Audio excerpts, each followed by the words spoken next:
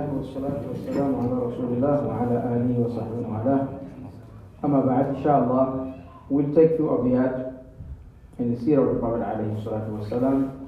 And the last time Abdullah was reading, we went all the way to وبعد 35 حضر بنيان بيت الله لما اندثر. So after we talked about والكل في حياته ذاق الحمام وبعده فاطمة بنصف عام, that all of the children of the Prophet عليه الصلاة والسلام ذاق الحمام. Himam is they taste the death, they died. Except, like the Prophet ﷺ had buried all his children except Fatima. She died after Prophet ﷺ, 6 months after the Prophet ﷺ. So then he moved. Then he moved to, because he jumped when the Prophet ﷺ was 25. This is when he married Khadija radiallahu anha. And now he explained to us Khadija's role in the life of the Prophet ﷺ. And the best thing he brought was the children. And he said Qasim was the first one, and Kana yukanna bil Qasim, bi Abil Qasim. Then you have Zainab, then you have Ruqiyya, then you have Fatima, Kulthum. All of them were born before the Prophet became a prophet.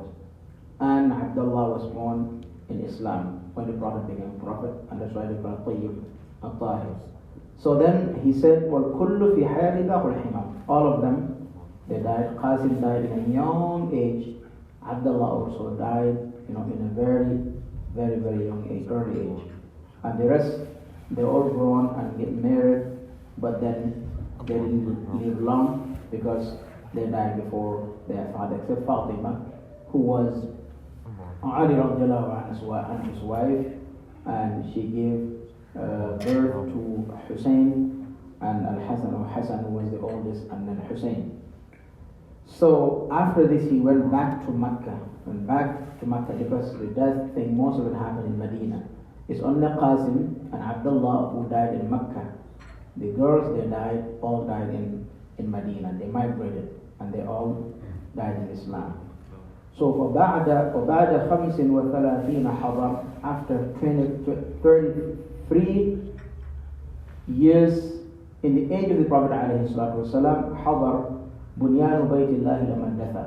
So the house of Allah subhanahu wa ta'ala in Mecca, the Kaaba, was destroyed by the suyur,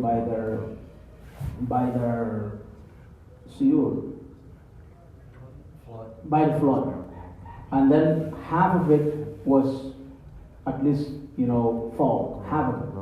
So now the Mecca, they didn't build, but they just put the bricks together to make sure that they keep the sanctity of the Kaaba.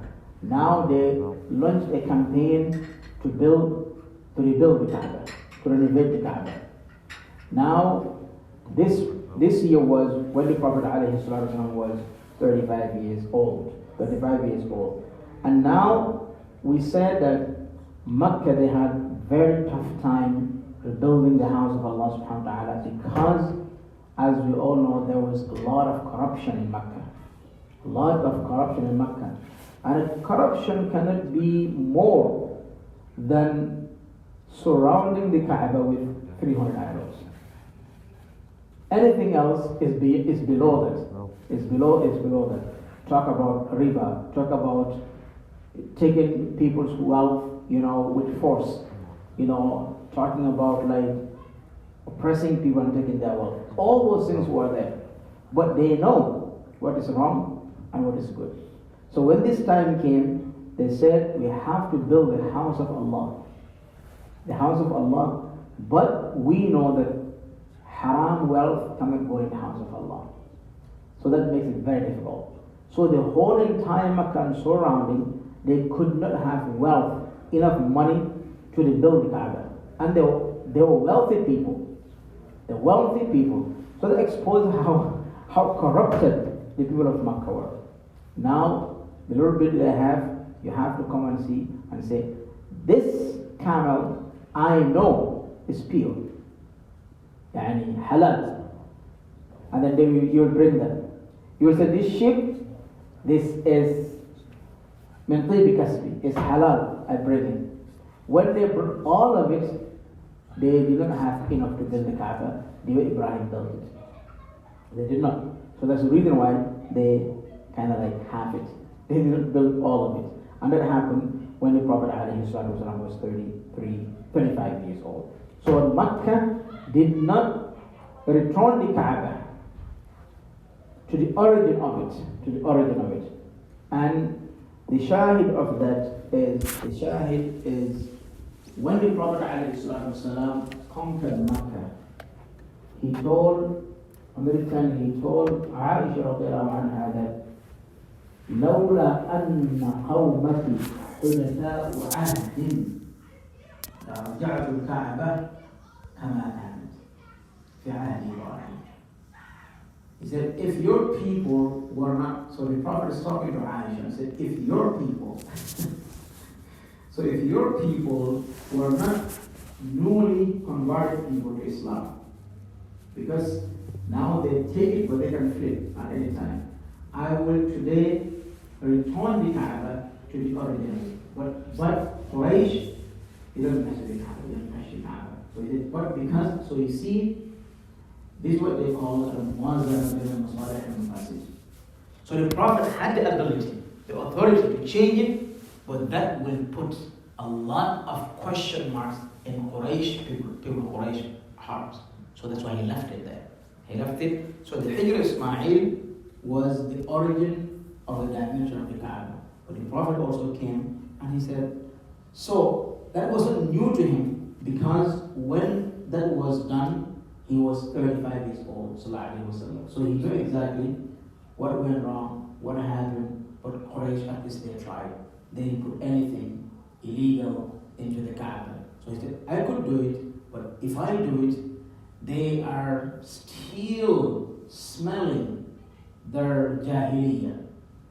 And that, what the Prophet ﷺ did, you can see the impact of being newly into Islam when they were, like, as soon as he conquered Makkah, there was a battle, which is the Hunayn battle, people of Taif. So they were going to prepare for that battle.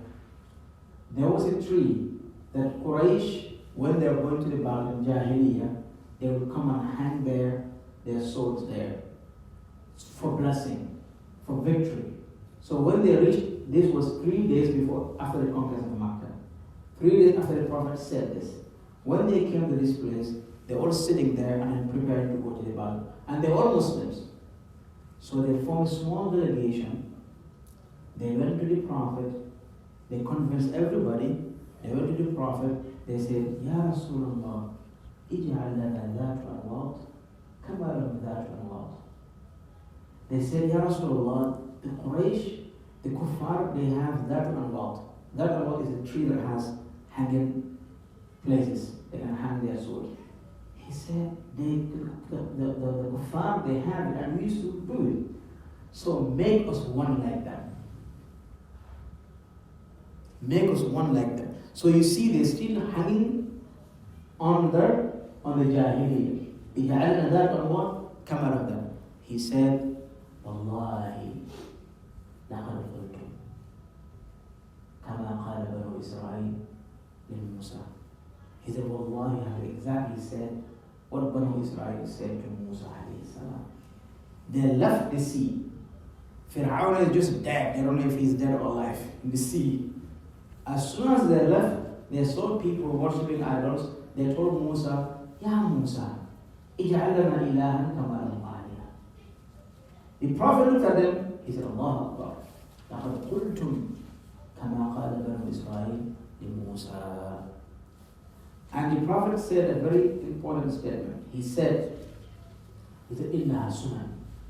He said, this is, sunan is when you follow the footstep of the one who was there before. He said, it's a path that they followed, that you're following them. And he said, Wallahi, لَتَتَّبِعُنَّ سَنَنَ مَنْ كَانَ قَبْلَكُمْ. You will follow them, you will follow them, you will follow them, you will follow them. Whatever they do, you will do it. That statement is now is working. What the Prophet says, hey, whatever they will do, you will do it. He said to a point that if they enter in a lizard-like hole, you will enter with them. And Sahaba said, who are those? Are they Yahud and Nasara? He said, woman. He said, who else? So whatever they do, we will do it. So the Prophet prohibited them from doing it. So then, there's a benefit of seeing something that is the best in the deen, avoid it, to take something that's lower than that for the greater benefits. The Prophet ﷺ did that, and if he could touch the Kaaba at that time, there might be a big fitna. Quraysh, they were they have to progress in their iman. They have to progress in their iman. Because if you make any single mistake, because they still have their ilay in them, so they need time to adjust, so they reach a certain point. Now, so the house of Allah subhanahu wa ta'ala, when they built it, when they were building it, all we need to know here is the Prophet ﷺ was 35 years old. Definitely. Continue. Go ahead. وحكموه ورضوا بما حكم في وضع ذاك الحجر الأسود ثم. Now, so Quraysh, they built it, they agreed, they brought in money, they have enough money, they started building. Now, Hajar al-Aswad, Hajar al-Aswad, no one built or no one made Hajar al-Aswad. It came from the heavens. So, they put that on the side. When they were taking it out, wasn't a problem. So, when they reached to the level of Hajar al-Aswad, that's it. Tribalism decided. Every tribe said, we are the one who will put the Hajar al-Aswad so we can have that honor. We restarted yesterday. Yeah, it was there. So every tribe said, we will put the Hajar al-Aswad. We will not let the other tribe to put it and have more honor over us. That's it. They could not sit one place and agree. So this is how complicated these people were. So it shows you the Prophet wasn't afraid of it because he conquered Makkah, but he's afraid of their division. That might happen. If they're divided, they're crazy. So they were divided into putting the Hajar al-Aswad. No one will give it up to the other tribe. And it took 7 days, somewhere 5 days for that dispute to take place. Back and forth, back and forth, back and forth. Till one day they said, we said the first person who will come from this side, we will let him be the judge. And that was Muhammad alayhi salatu wasalam. And when they said, that's it. When he came, they told him what is going on. And then he made his plan, sallallahu alayhi wasallam. He wasn't a prophet, but hakamu. And they asked him to join, and they all agreed on what he said. We will all have it on one blanket, raise it. Every Qabila will have a part of putting it top on top. And he said, I will put it with my hands. And he did. And no one complained. So he could have, before he became a prophet, he could have said, hey, Banu Hashim, we did it. I tricked them. But that wasn't his identity. So he did it, not tricked about it. Banu Hashim never claimed that not ever it was solved. Actually, they reached to a point that they were pulling their sword, and one of the Qabail, they brought blood and they put their hands into it. They just want to fight because of that thing. Now, so you have no idea. Now, about it. وبعد عام 40 أرسلا في يوم الاثنين يقينا فانقلا. Now 35 years old when the Kaaba was built.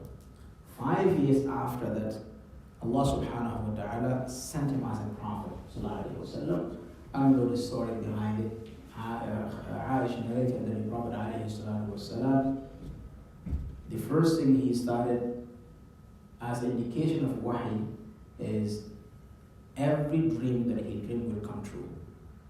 That's how it started. Then the second step was he was isolating himself. to go to the ghar and back and forth and back and forth. And it used to be one day till he started like spending 5 days, 6 days, 7 days and coming back and forth.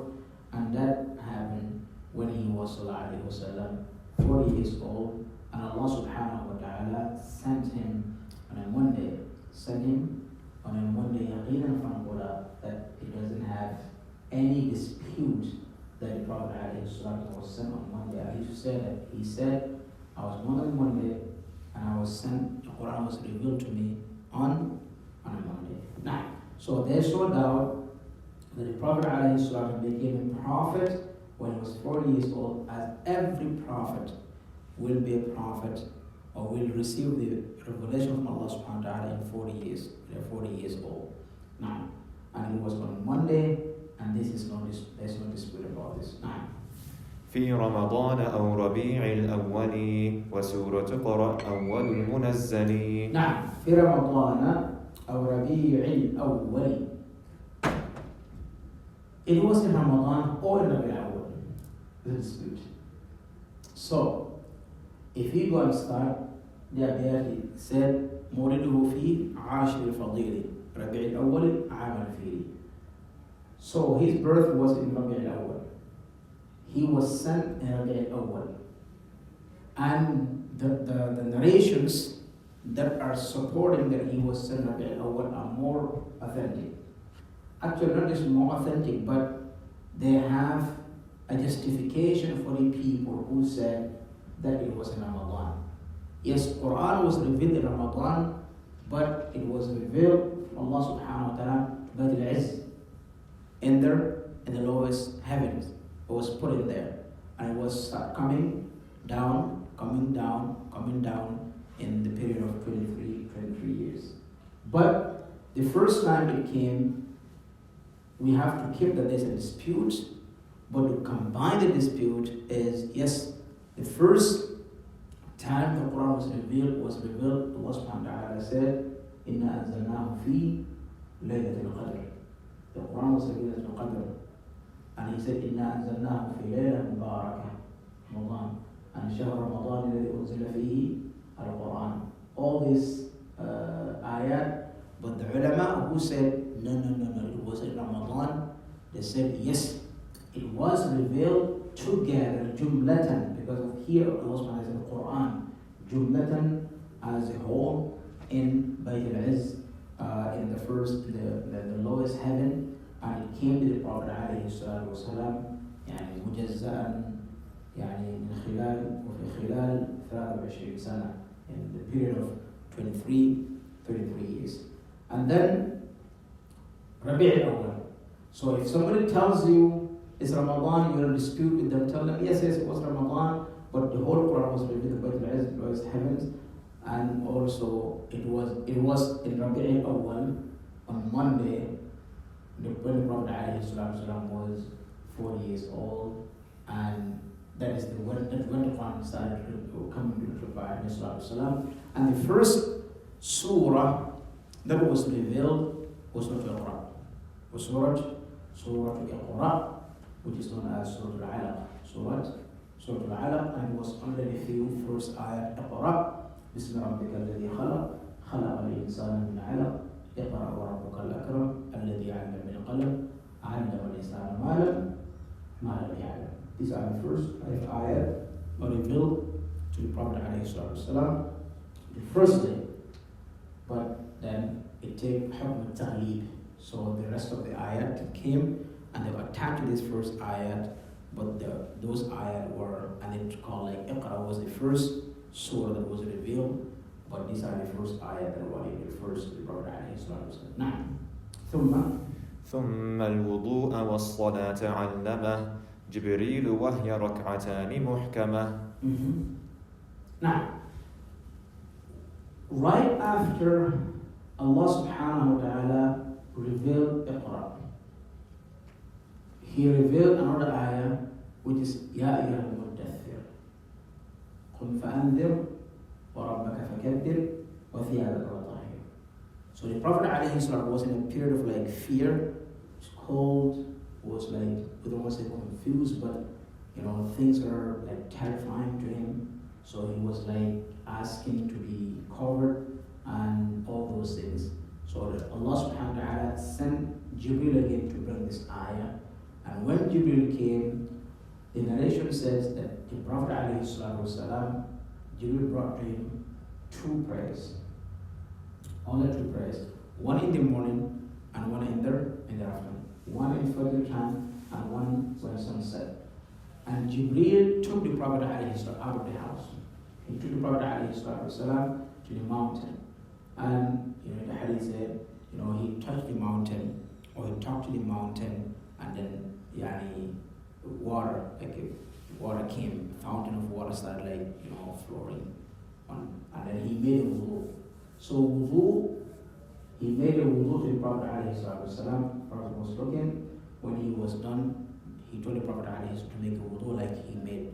So the Prophet made a wudu, and he cleaned himself, and he made a wudu, and Jibril prayed 2 rak'ah and leading the Prophet So he taught him how to pray. So then the Prophet went back and told Khadija radiallahu anha that I was taught by Jibril wudu, how to purify yourself in wudu, and how to also pray. So Khadija, the Prophet made a wudu, Khadija was watching, and after he was done, Khadija also made a wudu, they prayed together. So the one who taught the Prophet wudu was Jibril, the one who taught the Prophet how to pray was also Jibril, the amrin min Allah subhanahu wa ta'ala, command from Allah subhanahu wa ta'ala. But at that time, and also istinja, like how to purify yourself when you use the bathroom. Also, it's Jibril who, in the same hadith, they said Jibril, he took the water from the Prophet ﷺ, farashahu ala he took the water and he sprinkled the water on the practice of the Prophet ﷺ, and that was the first time, this is being known. This is being known at that time, that cleanliness. So that becomes sunnah. Then the Prophet made a wudu. Then Jibril made a wudu. The Prophet made a wudu. They prayed together. Jibril was leading. The Prophet went, and the first person the Prophet taught the wudu was Khadija radiallahu anha. They did, and Khadija radiallahu anha taught her children also to make a wudu and also make a prayer. And it was only 2 prayers. Now, ثم مضت 20 يوما كاملة فرمت الجن نجوم هائلة. Now, so after the prayer, Ya al-Muzammil, al-Mudaththir was revealed, evidence out. Jibril didn't come, nothing, no revelation, and then the jinn, they know something is going on. Because the jinn, they started going, they used to go, instead of the sun, they used to go to the heavens and steal information, right? But something happened. When they went at this time, and Jibril didn't come, because all these things was not in the presence, like it was, the jinn couldn't hack that information. They couldn't trace Jibril. So they were terrified of the Prophet who will come. How can they fight against that? But when Jibril was coming, they had no idea. Jibril came, gave the Prophet became a prophet, and he started praying. They have no idea. Now they said, there's a funny feeling that we're having right now. Let's go. Find something, what is going on. So when they went, they were shoot by this stars and fire, and then they said they couldn't do it anymore. Sit. They all came together. They said, what happened? They went to Iblis. They said, Iblis, we were stopped from having any information, even getting closer. He said, something serious happened. Something serious happened, and he gave a khutbah to the jinn. He said, go everywhere and find out what is going on. So they went everywhere. They went to Makkah, they went to the mountain, and they saw the Prophet ﷺ pray. So the Prophet ﷺ prayed. They came to him and they told him. He said, exactly. This is the reason. They got us. We couldn't find out. We couldn't intercept the information. That's it. That is the reason why you cannot get any information. He's the guy. What can you do? Allah ya'asimuka min al-nas wa min al-jinn wa min al-shayateen wa kulli shay. The Prophet is being prepared already. That's it. So now is how the jinn started like splitting also. So some said, okay, if it isn't good, how? Just listen. Go and listen to him. Iblis said, no, you cannot listen to him. You cannot listen to him. So this is how the jinn also, split into two, groups. Some said, we'll listen. Some said, we don't listen. Iblis said, you cannot listen. And they went, they listened, and Allah subhanahu wa ta'ala said that, وَإِذْ صَرَفْنَا إِلَيْكَ نَفَرًا مِنَ الْجِنِّ يَسْتَمِعُونَ الْقُرْآنَ فَلَمَّا حَضَرُوهُ قَالُوا أَنصِتُوا فَلَمَّا قُضِيَ وَلَّوْا إِلَىٰ قَوْمِهِمْ مُنذِرِينَ قَالُوا يَا قَوْمَنَا إِنَّا سَمِعْنَا كِتَابًا أُنزِلَ مِن بَعْدِ مُوسَىٰ مُصَدِّقًا لِمَا بَيْنَ يَدَيْهِ. He said, Muhammad, remember when we sent the jinn to listen to you, your recitation. You were lonely by yourself. Things were crazy, but they listened to the Quran and it was amazing. They know, because the jinn, they can live long. They can live thousands of years, some of them. They can live very, very, very long. They said some of them, they lived with Musa. Always in Prophet ﷺ. So they can live very, very long. So when they heard that, some of them they accepted Islam in the Prophet ﷺ, they went back and called their people. And called their people. And some of them, when they went, they were rejected by their people, and the Prophet invited them to come and live in Mecca around the Muslims. Around the Muslims. Now. ثم دعا في رابع الأعوام بالأمر جهرة إلى الإسلام. Now, so the Prophet ﷺ was commanded to do the da'wah in silence, not to call everybody.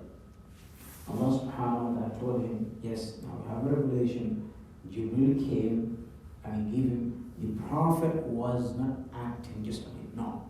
He has to get information from Jibril, what is next. What is next? So Allah subhanahu wa ta'ala sent Jibril to tell the Prophet ﷺ, keep it secret and call the closest people to you. And that was the ayah that Jibril brought to him, وَأَنذِرْ عَشِيرَتَكَ الْأَقْرَبِينَ. Preach to people who are close to you. Tell them who are you and what you care in a message. So he started calling the people who are close to him. He called first, of course, about Japanese, beside people of his house, Khadija, of course, accepted. All his children accepted. The girls, all of them accepted because Qasim died. All the girls accepted, and they all living together. So those are the problem. And Ali also was living with the Prophet ﷺ. Ali was living with the Prophet ﷺ, also accepted Islam. So the Prophet called his uncle. He didn't say yes, he didn't say no. He said Abu Talib. He didn't say yes, he didn't say no. He said, I will not be in a religion, but I don't want you to feel bad about it. So that was like, yes. So, pushing, he kept calling, but Abu Talib just didn't want to be a Muslim, but didn't want to be an enemy also. But Abu Lahab became an enemy. Even within the circle, because Abu Lahab is an uncle. Within the circle, he was very upset. Actually, from the beginning, he was very upset, and he was the one who told two of his boys, when he heard about this message, to divorce the daughters of the Prophet ﷺ. And then he called the people Da'wah Sirriya. How many years? 3 years. Yeah. 3 years Da'wah Sirriya. 3 years calling the people who are close to him. And other people who he trusts to talk to them in secret, that they will not. So, when you said Abu Lahab, so did he know within the 3 years or after the 3 years? After like the Jihad? Oh, within. From the beginning. Abu Lahab was fighting the Prophet from the beginning within the family. So, means that surely that like everybody will know since he's Abu Lahab knows him, or did he? Yeah, but like that was Syria doesn't mean that people don't know that he's a prophet, but he will not go in public. He will talk to them one-on-one. Yeah, but when Allah subhanahu wa ta'ala told him to call the people, it changed. It has to call everybody in the streets. And so yes, he knows, and people of Makkah they know, and rumors, but you cannot protest because he's not doing it publicly. You cannot say anything. So that was secret. And that was a preparation also for what to come. So the Prophet will know exactly in that was Syria who to target directly. So just Abu Bakr, he talked to him directly in secret call. He accepted Islam and he called all that group. Uthman, Abdul Rahman, Talha, Zubayr, all of them Abu Bakr talked to them and they accepted Islam. But then after 3 years, after 3 years, Allah subhanahu wa ta'ala told him now everybody know about it, and everybody is asking how Allah subhanahu wa ta'ala told him, فَصْدَعْ بِمَا تُؤْمَرُ وَأَعْرِضْ عَنِ الْمُشْرِكِينَ. Allah subhanahu wa ta'ala said, no more hiding. Go and tell everybody who you are and what you're calling for. They still don't like the message, but they still respect him as Muhammad. So that's how Badr. So 3 years, that was Syria, and then the next one? No. وأربع من النساء واثنا عشر من الرجال الصحب كل قد هجر. هذا بعد قبل وأربع ثم دعا في رابع الأعوام بالأمر جهرة إلى الإسلام. Now, so right after the 3 years, Allah subhanahu wa ta'ala told him, reveal another ayah to change the approach now, to go from secret to expose the da'wah. فَاصْدَعْ, and it's Surah Al-Hijr if I'm still remembering. فَاصْدَعْ بِمَا تُؤْمَرُ وَأَعْرِضْ عَنِ الْجَاهِلِينَ. Now, what are you calling? Brother Ismail. I think he's imagining. And he's somewhere else now. He's thousands of miles away from me. No, I think he's living the story. No. He's thousands of miles. You can also see through the mask. Yeah, his smile was. This is not a regular smile. It's not a regular smile. This is. I was talking about those 2,000 times, but that's I think the. No, I know this. I know this smile. I'm telling you. His smile is not. He's not here. It's there. Somewhere in Jordan.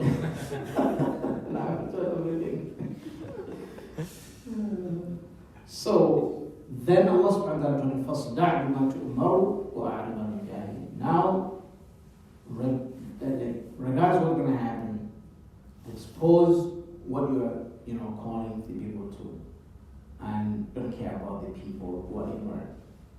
So here Allah subhanahu wa ta'ala say, وَأَعْرِضْ عَنِ الظَّالِمِينَ عَنِ الْكَافِرِينَ عَنِ الْجَاهِلِينَ. People who will do these things to you, Allah subhanahu wa ta'ala kind of like find excuse for them. They don't know. So this is the beginning. They don't know. وَأَعْرِضْ عَنِ الْجَاهِلِينَ. Because the jahil is one who will come and say something bad to you because they don't know. But if they know, that might change. And that happened. There are people who said terrible things against Prophet ﷺ because they were jahil at that time. But when their heart was open and they were more knowledgeable, they accepted Islam. Abu Sufyan, the mayor of Makkah at that time, he led Makkah to everything against Prophet ﷺ. Every meeting, he will be the chair of the meeting. Every battle, he will be the reason or the leader of the battle. But at the end, he became Muslim. Isn't that kind of, for him, he lost the battle, and we just want to save some? Actually, Abu Sufyan is a gifted person. Abu Sufyan, if you learn about Abu Sufyan, he is very smart. He's calculated. He's smart and I always say lucky. He's lucky and he's smart. He knows how to play his games even before Islam. He was a very, very, very smart person. You know, to be a leader in Makkah wasn't easy. They're complicated. But he was able, whatever he wants, he will do. He was good in campaigning. So he was the reason for Badr to happen, because he collected everything that the Muslims left behind and went for a business trip and brought it back. So while he was coming back, is how the Prophet know that he's coming back. And he know the Prophet is, coming on his way. He diverted his way to another place. But then Quraysh came out. But then the Prophet had to happen. But Uhud, he is the one who campaigned Uhud. And he was the leader of the battle. Ahzab, he was the one who campaigned the battle and he was the leader he was the commander in charge of everything. But then he became Muslim. So Allah guides him when he wants. He became Muslim the day of Fatih, the day of the conquest of Makkah. So we'll end with this inshallah, with which one? Nah. So the jahr with da'wah was what the Prophet did. When the Prophet Allah subhanahu wa ta'ala he went home, he made a wudu, he prayed 2 rak'ah, and he went to Jabal Abi Qubais. And he started screaming, he started calling loud. And he started calling Quraysh by their sub-tribes. And that was a way of, having people attentions. When you make that call, they know it's either something very exciting that no one should miss, or something terrible that everyone should be prepared. He started calling, and this is Muhammad the old man. Started calling and screaming, Ya Bani Fulan, Ya Bani Fulan, Ya Bani Fulan, Ya Bani Fulan. All of them came around him. It was a small mountain, like a very small mountain you can climb on top, and everybody can see you. Everybody came. I think there's something important. He said, if I tell you that there is an army behind this mountain coming to attack us, would you believe me? He said, yes. He said, we don't know that you are alive. Like, even though they know that he doesn't lie. And somebody may say, if there was no Abu Lahab, things could have changed. But then he told them, save yourself from the hellfire. I am a prophet. I am a messenger to you. If you follow me, you will be saved from the hellfire. If you don't follow me, you're going to be saved from the hellfire. Inni la ughni ankum min Allah shay'an. I cannot do anything for you to Allah subhanahu wa ta'ala except if you follow what I'm saying. And he called upon his daughter Fatima. So this is one of the dalil that they say is that Fatima was the youngest, because the youngest daughter was close to the father, to the parent. He said he called Fatima, only Fatima he called. And all of them were alive, the girls, they were alive. And he called Fatima, Ya Fatima bint Muhammad, O Fatima bint Muhammad, I cannot save you from the hellfire. Salini min mali ma shi'ta. Ask me from my wealth whatever you want.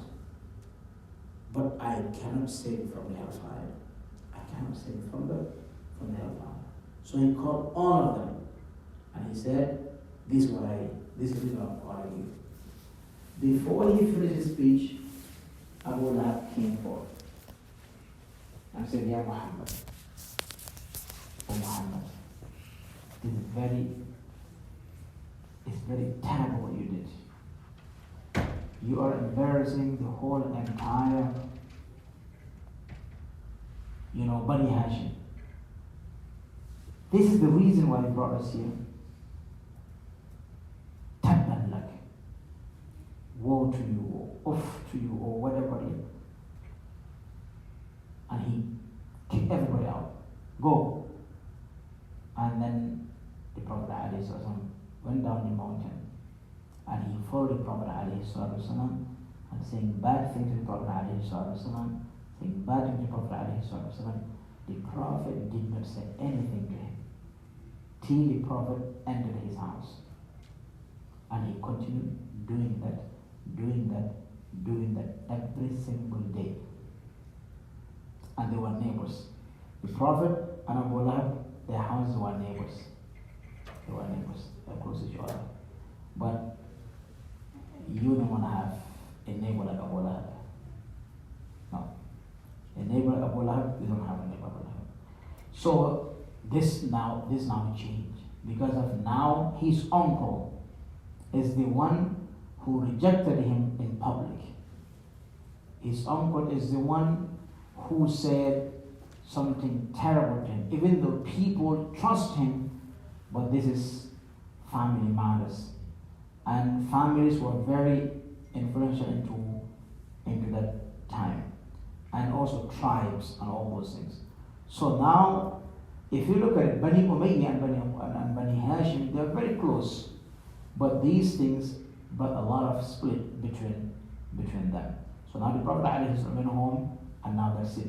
So now you have Bani Hashim as the Prophet, and his main supporter, his right hand, is Bani Umayyah. It's Abu Bakr. So now you have Bani Hashim and they were the strongest tribes in Mecca. So now that made it difficult. Some of them wanted to react, but the setup was difficult. And some of them couldn't face it anymore, they reacted. Such as, Khalid ibn Walid, he never disrespected the Prophet. Never. Even he was elected to be one of the people who will go and kill the Prophet. He said, no. He said, that's very shameful. The man didn't say anything bad to me. Actually, what he's saying, sometimes it makes sense. And he's a great guy. So always he maintained that. He's a great guy, he's a good guy, I have no personal problems with him. His father kind of almost disowned him because he cannot stand against the Prophet. So he never stood personally to disrespect the Prophet ﷺ. As Umar did, for example, he said, I will kill him, I will do this. And some of other Sahaba, it was just like things that Allah subhanahu wa ta'ala said, وَأَعْرِضْ عَنِ الْجَاهِلِينَ. They didn't know. But when the knowledge was brought to them and become clear to them, they accepted it. And one of those people is Umar radiallahu anhu. But Khalid radiallahu anhu, he was a hero, he was respected. Actually, he used to, come across with the Prophet ﷺ, and they would talk. They would talk. So the Prophet was very optimistic about Khalid being a Muslim. But Khalid was a unique person that he doesn't socialize a lot, and he doesn't want what they do, and he hunts.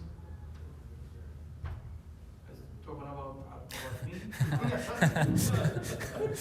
Okay, let's close.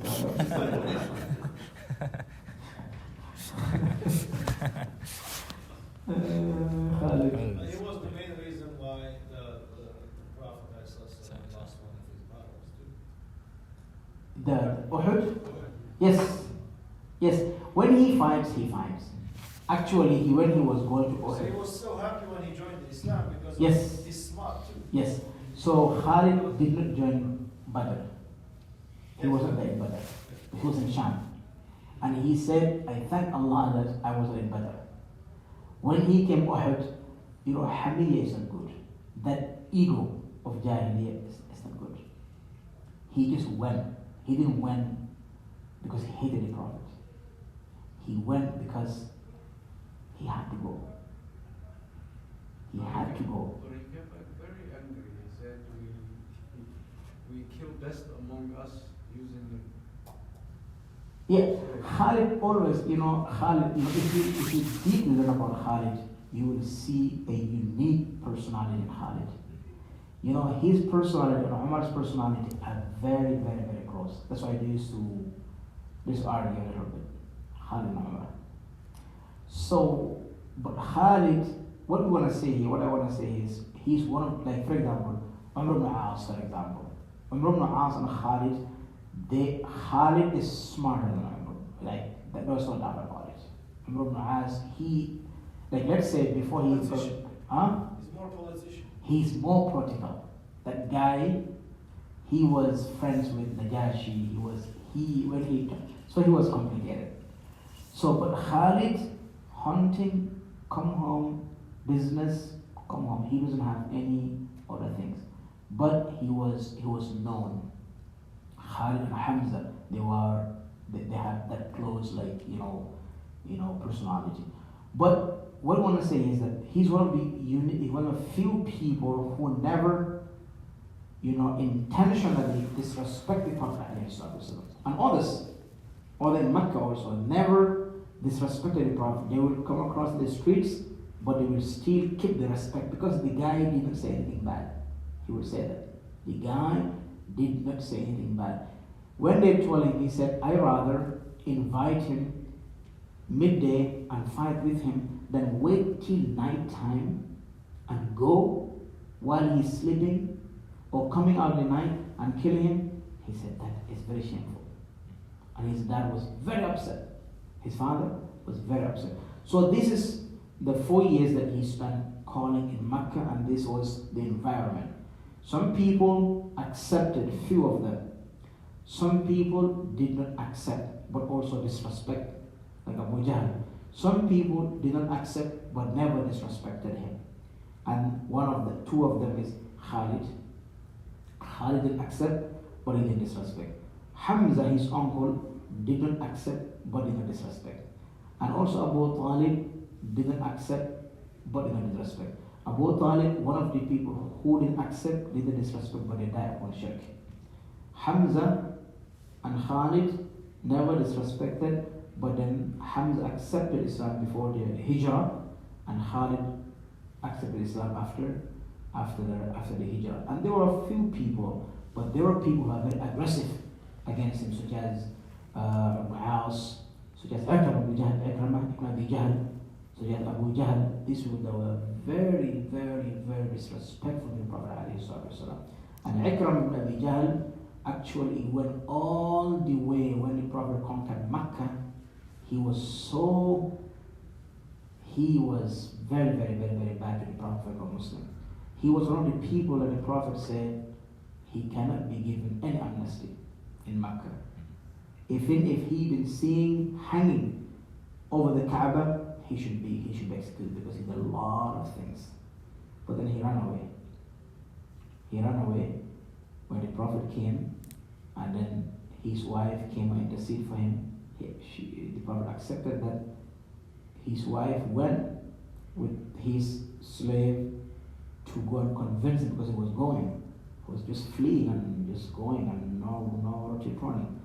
And he's imagine Ikramah, he was very dangerous. His slave was with his wife and then wanted to do bad with his wife. And the wife was smart. Oh, let's just go there, let's just go there. When we reach there. Till they reached that place and they saw Ikramah. When they saw him, when they were coming back, she told him what the servant said. He said, okay, before I become Muslim, let me kill him. And he killed him. He said, I can't accept Islam till I kill this person. So because if I accept Islam, I cannot kill him anymore. So he killed him. Like that. And guys, you don't know exactly what the Prophet went through till you know the nature of those people. They were not easy people. So to change those people wasn't easy. To make them brothers wasn't easy. To make them have ithar, to give up something for each other, they were not like that. No, you can look at me in a different way.